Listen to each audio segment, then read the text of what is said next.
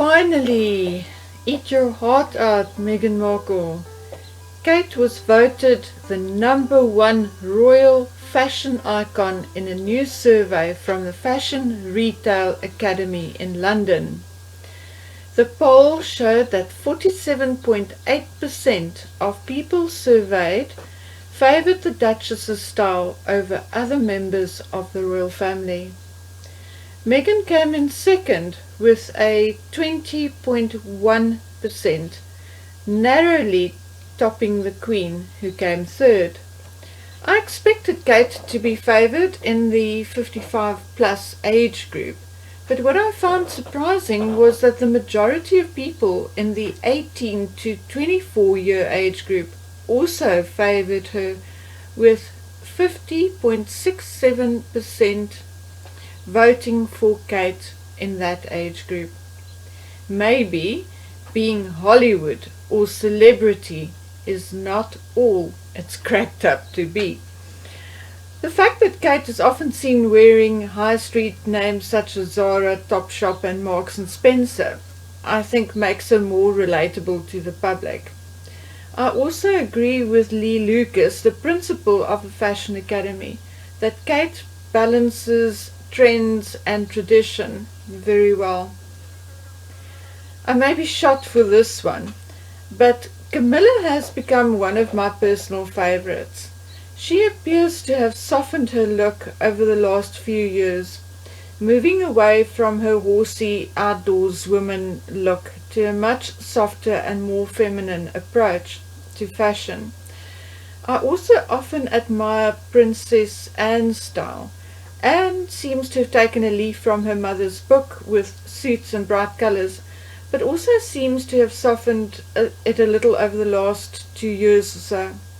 She always appears flawless at engagements. However, if there are two royals who seriously, in my opinion, need fashion help, it's Beatrice and Eugenie. They are two very pretty young women who often look like dumplings to me. I think someone should tell them that gathered tops, nipped waists and frills do not suit either of them, and neither does too busy prints, in my opinion. And now on to other things. Although Buckingham Palace has refused to confirm it, it is believed that the Queen has ordered or requested Harry, Meghan and Archie to return to Britain for this year's Commonwealth Day celebrations. According to the mainstream media, it will also serve as something like the final hooray before officially stepping back as working royals at the end of March. This may very well be true, and Harry, as a member of the royal family, should be attending, regardless of being ordered to do so, as this is a very important day for his grandmother. As they are also still President and Vice President of the Queen's Commonwealth Trust, it is a given that they should be there, even if just to officially hand those positions over to someone else, as I firmly believe that it will be inappropriate for them to remain President and Vice President of the Trust as non-working royals or non-royals. And that is just my opinion. And on the subject of what they should and should not be allowed to do, let us quickly talk about the JP Morgan summit, at which Harry was allegedly the keynote speaker. I may be naive, but I do believe that this happened, and I'll tell you why. This summit is held annually and hosts approximately 400 guests who count under the richest of the rich in the world. People like Bill Gates, who apparently also attended this year. Now, here is where I feel all of us should start treading lightly. It is not false or some kind of conspiracy theory that Meghan and Harry have not been the most ethical of royals over the past 2 years.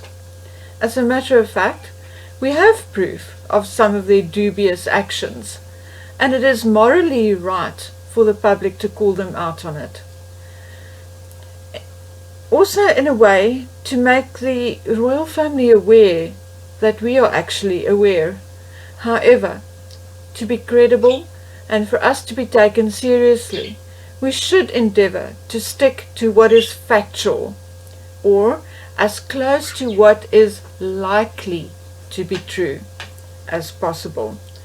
I believe that Meghan and Harry were at the event, and am not influenced by the fact that there are no photographs available, as I have not yet seen photos of other super rich influencers there either, for example Bill Gates. The event is allegedly very secretive, invites only, and security is very strict. This is not a media event, but a financial and business summit. Then I was also told that it was not held in the actual hotel, but in a marquee on the grounds of the hotel. And right from the word go, it was also told to us that Meghan and Harry did not stay at the hotel. So I don't believe that the fact that a receptionist didn't see them actually means that they were not there. Another reason why I believe they were there is that most of the media, both the more serious as well as the tabloids, have reported that they were there, and to date no one has as yet said that they were not. Instead, info of Harry's alleged speech is ciphering through little by little. What I do take from this, however, if it is all true that they were there and the speech he gave was the speech he gave, is that firstly, if they do want to become financially independent, we will see more of this.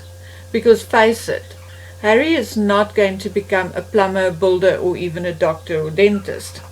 Secondly, if this is what they will be doing in the future, they better start educating themselves by reading more about world affairs, because the poor me and my dead mommy is becoming tacky and stale. Thirdly, if they are now implementing their plans to become independent from the royal family, they should do so as Harry and Meghan, and not as the Duke and Duchess of Sussex. Then finally, I feel for the Queen, I really do. With everything else going on, the Meghan and Harry saga, the Andrew dilemma, her husband's ill health, her other grandson, Peter Phillips, have just announced he's split from his wife of 12 years, Autumn Phillips. There is speculation that Autumn plans on returning to her native Canada after the divorce. Hopefully, Beatrice's wedding and perhaps a baby announcement from Eugenie could bring some joy to the royal family in 2020. I'm going to end this video here, and for a while you will have to abide with my grandson greeting you on my videos, as he was very adamant about teaching his granny how to make a real YouTube video. Well, I'll be back soon because I have other things to discuss with you, not about the royal family, but things that are important to me personally. But for now, I say bye and thank you for listening. Bye. Remember to like, subscribe, and click that little bell. Please drop a dime in my granny's PayPal cup if you will.